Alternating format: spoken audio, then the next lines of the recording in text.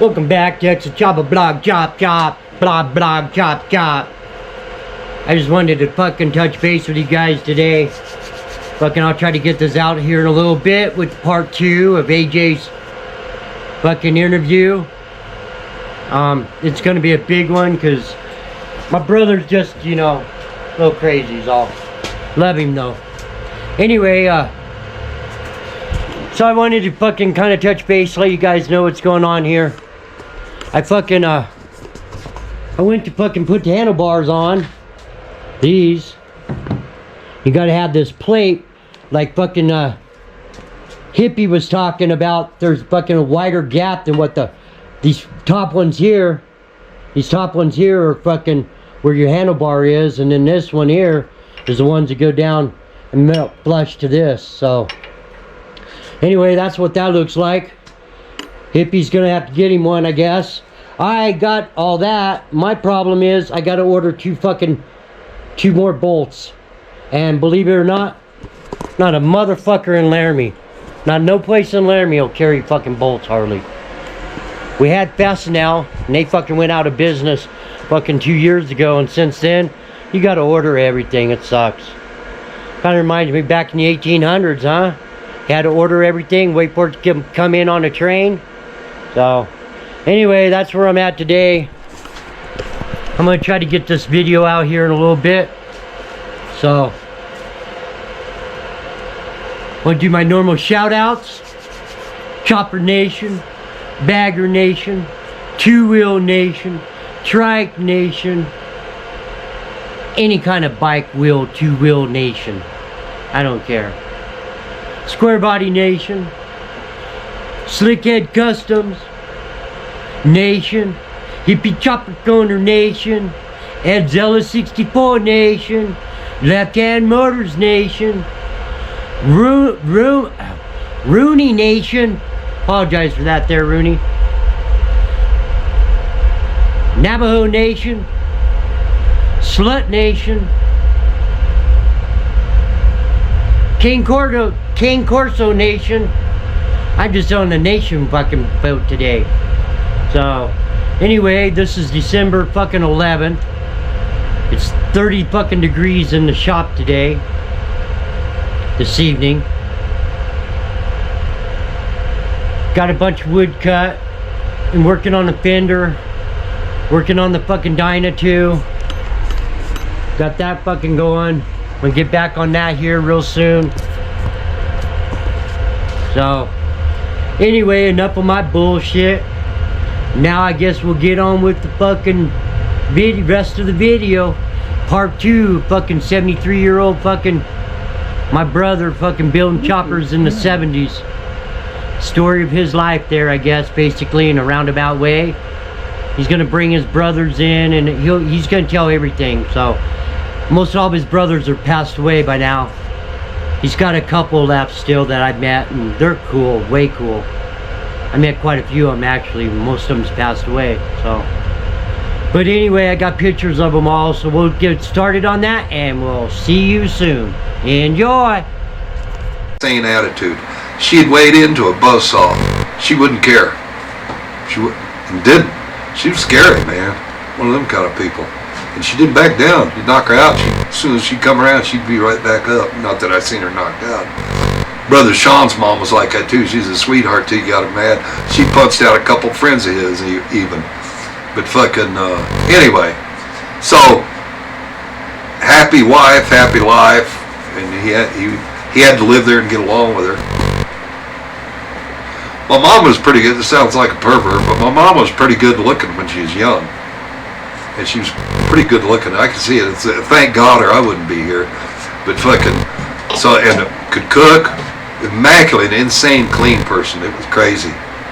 That's why I like the biker shit. I could be filthy dirty and everything. I was raised in a sterile environment. Everything had to be perfect all the time.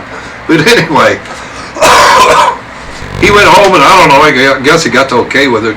But I can't remember much, but I remember being in it and riding home in it. And I remember I had to look up a little bit. I couldn't see real good out of the thing. I was older then, but.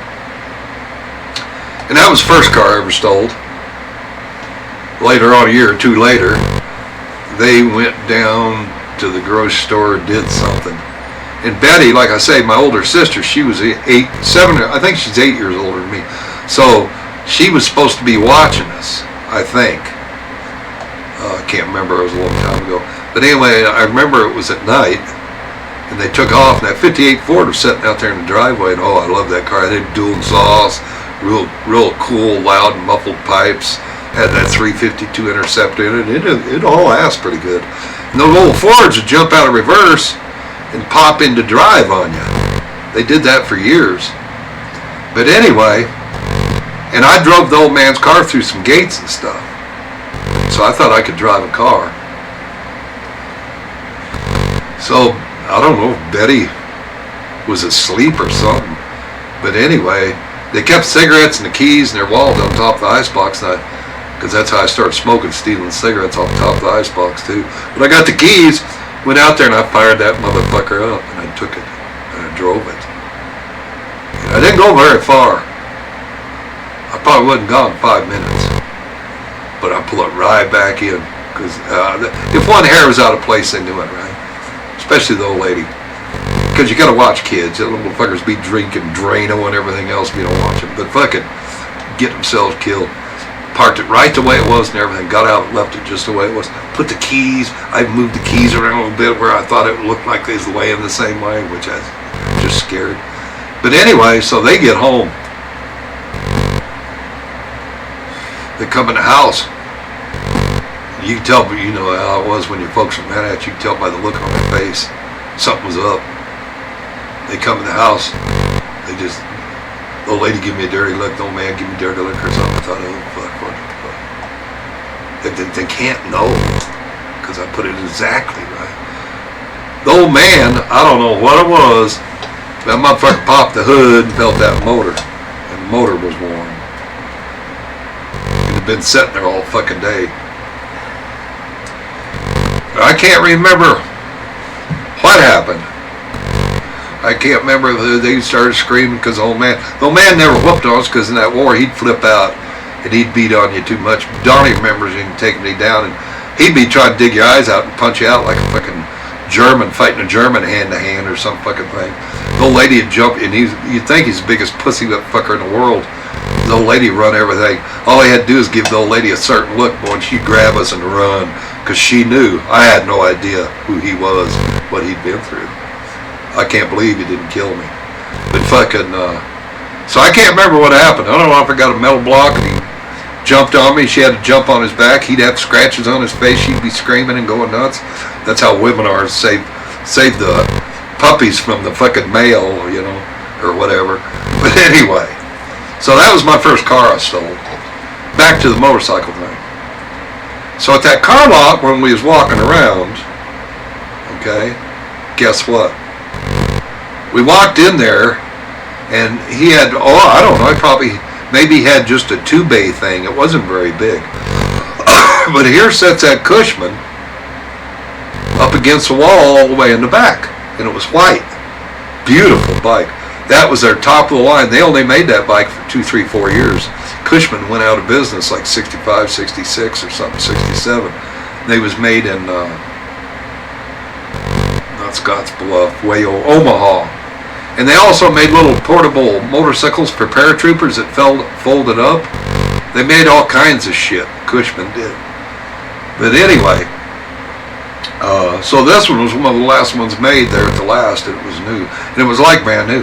But anyway, and I nice old man, or could I look at it, whatever. We walked over there and I was looking at it. And I was nagging all the time we was there about that motorcycle. Oh, can I have that motorcycle? I'd love to have that motorcycle. Oh, man, shut up. He was worried about the car, you know. But anyway, but I wouldn't shut up. But anyway, it got me home and everything else, and I kept nagging. Even got my ass whipped for it, I think. As soon as the steaming went away, I went back to nagging. Because I had my bicycle, and it was super cool. I wanted the real fucking thing. Okay? And I nagged and nagged. It was one of the biggest family fights. My mom hated him, and when I got killed in '75 and tore all the fuck, I see why. And I've seen people die and feet get ripped off, head injuries, and people be veggies and everything else. But she was right. They're meat grinders. Most dangerous fucking thing there is. They're the safest thing in the world. As long as you don't start them up, get on them and start them up, ride them.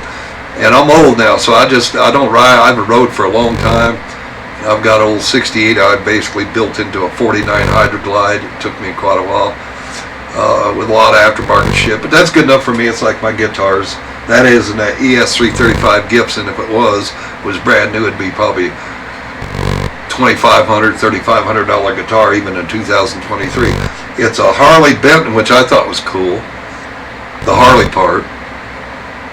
And made by outfit out of Germany, and then they started subbing them out to Indonesia and everything else. Everything I got damn near is cheap copy stuff, but it's good cheap copy stuff. But anyway, and I remember they got screaming and hollering and a bunch of fights and everything else. I got a divorce. They literally about got a divorce. My mom hated them with a passion. She told me years later why. But anyway, the old man, he said, come on, let's go look at that motorcycle. I said, buy it for me, buy it for me. He said, I don't know if I'm going to buy it or not. He says, we'll go look at it. I'm thinking about it. I got to think this over. He was fucking with me because he fucking knew he was going to buy it. And like I say, that old Cushman had a tank shift and a foot clutch on it. And that's how I learned how to ride with everybody else, all the other kids. It's when Kawasaki and Yamaha the Kawasaki shop in Lander, Wyoming, I Googled it, and it's true, was the first Kawasaki shop in the United States. And it was Lander Marine is what it was called. Then he called it Lander Marine and Kawasaki. But fucking they sold boats and he overhauled motors, all that shit. Back in them days, motorcycle shops, Harley shops, whatever, there wasn't many of them around. When they did, for a plumb up into the 80s even, they usually was a skidoo shop or a car dealership or a little car lot thing or whatever, but they had the motorcycle dealerships, but they just had few motorcycles in there, and they couldn't make it on just motorcycles in them days, especially Harley. There was Harley dealerships like Thorpe's and Bakersfield, which I've been there, and the Harley shop Chris Dreyer's, and I don't think it's there anymore. Chris Dreyer's or Dreyer's in Salt Lake City. But there was one over in Cheyenne, Wyoming, but it was a little tiny thing. Even in the old days, in the early '60s through the '60s into the '70s. Please. Yeah, because he's from Cheyenne. He knows the history of that place. But anyway, went down there and sure as fuck he bought it. He drove the car home. We drove in the car down there. And what the deal on it was a guy, and it was like brand new. Didn't have, I don't think it had 100 miles on it. Might have had 50 or something. Didn't have much. But anyway, I remember standing there, and he told the guy, he says, one of the mirrors was pushed up, and it was scraped up, road rashed on the mirror, but the mirror was still in it. But it had like popsicle mirrors, like the old dressers. They called them popsicle mirrors. It was real long, stuck out real far. It looked like a little Harley dresser with little wheels on it. That's what it looked like. But fucking, like I say, later on, we'll do the pictures on the walls, and Shauna scan it, and I'll tell you about a little more. But anyway, and then the handlebar wasn't bent, but where he went down on that side, it had a little road rash on the handlebar. And besides that, I don't think Might have been a little scrape on the outside of the runner. It had running boards on it, it was just like an old Harley. Had running boards and everything. But fucking, the old man bought it. The old man says, would you follow me home in the car? I'll bring you back. He goes, sure, Earl. But the old man told him, what's the deal? And he said, well, I bought it new for the kid. He says, and he had it a week or something, not very long. And he crashed, and he goes, that's it. And I don't know if the kid hurt himself any or not. But he goes, that's it. Fuck a bunch of motorcycles. He told my dad, he says, if I was you, I wouldn't buy it for him. You know them motorcycles, we've been watching them for years. He goes, I know, but he won't shut up. And my dad never had nothing, literally. Not a toy, not one fucking toy. So he didn't have no childhood. Being thrown out like that, riding the freights, surviving with his little brother. So he wanted it, like any other parent, he wanted us to have things. Except they didn't quite do it right. Should have made me work for stuff more, like a lot of my friends, and I'd appreciated it. That's why they used to tell me I was spoiled and it pissed me off so bad it'd make me crazy. But it was true, just because I had a nice life. But anyway, seen my dad drunk once, my mom drink once. I mean, stone ass straight, real nice people. But anyway, fucking, he goes, well, I'll ride it home. He says, you follow me home with Kenny. That's my real name, Kenny. I ain't gonna tell you my last name. Too many ghosts in the closet. This might bring him out anyway. I'm a little nervous about that.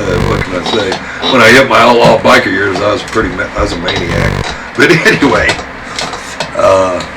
I'll run my head and fuck up here probably. I always do. I was always careful on cops. I'd just talk them death. I wouldn't tell them anything that mattered. They'd finally go, man, that's something wrong with that motherfucker. He's cranked up or out of his mind. Fucking, that's enough. We don't want to do. We know you don't know anything. You're too fucking stupid. But fucking, you got too big a mouth on you, because if you knew anything, you just slip by now. But I knew better than to slip, or the brothers would fuck me up. And I loved the brothers, you know. I didn't want nobody to get in trouble. I was scared to death. It's the stuff they threatened me with, but I still kept my mouth shut. Thank God. I've seen what happens to people. The worst part, you get no respect after you turn snitch. I got a brother that did 40 years for fucking murder. Kept his mouth shut. He got out, he had a place to stay, he could ride anybody's motorcycle, we'd give him anything. At least you get respect when you get out. In the old days, I don't know how it is anymore, everything's changed. I'm sure there's still some pretty cool young guys out there, because I got one younger brother that's 34, that's unbelievable. He's an old soul. He told me there's more of them like him out there than I realized. But anyway, so he gets the thing home. I'm going out. I wanted to ride on the back of it. He goes, you ain't getting on that without a helmet. So we get it home, and he parks it out there. The thing's shiny. It's like brand fucking new. It's got a few scratches. Besides that, this motherfucker's, it ain't broke in or anything. Motor ain't broke in. Because I remember old man was telling me about that when I wrote it, not to fucking ride it real hard. But anyway, so he goes, now look, this weekend I got to get you a helmet. He says, you ain't riding it without a helmet. And people didn't wear helmets, and there was people that did, but you didn't see it much. A lot of little Harley guys wore the old flyer hats or something, and then football helmets like in the Easy Rider movie. When I forget that famous actor's name, took off with him. He went home and got his football helmet from his glory days. But sure as fuck, the old man, I think he found a regular motorcycle helmet. It was those full helmets. But anyway, he said to wait till the weekend or his days off or something. Oh, I'd just sit out there, quivering. Oh, I'd start shaking. Hyped out of my mind. Oh, I'd get on it. He says, you can sit on it. He had the keys. I wasn't going to find them fucking keys. He made sure of that. Probably kept them in his fucking pocket if I know the old man. Because I was smart enough, I'd go through pockets and shit. I was a sneaking motherfucker. I was a conniving little bastard when I was little. Too smart for my own good sometimes, and too stupid for my own good sometimes a mixture. But anyway, he told me I could sit on it. He says, leave it on the kickstand. I couldn't hardly pick it off, which I didn't. I picked it off the kickstand and tried to roll it back and forth. Had a little dresser seat. Look, there's like a little fucking 49 Hydroglide with bags on it and windshield. Fucking, I ended up dropping it and breaking the windshield. But fucking, his days off come. I don't know, it was after school or something. I got straight F's at school. I couldn't even stand up. I couldn't eat in front of people. Straight F's, they passed me from junior high to high school. And I didn't know the ABCs. I could tell you what 2 and 2 was, but if you take 2 and divide it into 36, I couldn't do it. Simple shit, but super simple shit. I go A, B, C, D, E, F, G. That was about it. I know a little bit more, but down through the years, you learn to have to get by, because I roughnecked and I iron worked, and you got to learn some math. You learn to copy, and it was before all these cell phones and even before the little calculators. They had the ones you could push buttons on, ring it up, but couldn't carry one of those around at work on a drilling rig or hanging iron. But anyway, he said, come on, he says, it's time to learn how to ride that motorcycle. And I think I was 13. I might have been 14. I think I was in 8th grade, junior high, because it was just a year or two later. It was a year later they killed Kennedy. So this might have been a 62, because they killed, what's his name, killed Kennedy in 63. I remember that. I was in junior high. I think I was in 8th grade then. Because junior high is what, 6th, 7th, and 8th? Yeah. Something like that. Well, they got it a little different now. Well, back then, though. Yeah. But anyway, so I'm all just out of my fucking mind. And I want to jump right on this motherfucking ride. You know what I'm saying? All I've ever rode is I rode a couple of my friends' like 125 Kawasaki's or whatever. And I used to go down to that old Kawasaki shop, an old redneck that run old redneck cowboy. A lot of cowboys out here. He'd let me ride the demo one, because damn near every kid in town had a motorcycle except for me until I got that Cushman. But he was nice enough to let me ride the demo one. He was real nice, and I just fucking go nuts, go chase down my friends, you know, hey, yeah, go ride with you, you know, we ride around, ride out in the country and shit. But fucking, and I had to be careful even though I wasn't, because I was an idiot. Oh, I'll be careful and shit, and then they let you have something, you go run the piss out of it, you know. But fucking, anyway, so old man says, first of all, and I'm sure he told me to check the oil first thing, because he was a tech sergeant in the Army, and I think he was a mechanical guy is what he was doing. But he was a pretty good mechanic.